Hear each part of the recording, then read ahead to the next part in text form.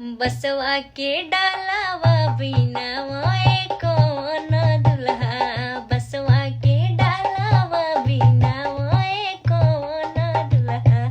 ले चला शहर बाजार शहर पटना में। ले चला शहर बाजार शहर पटना में।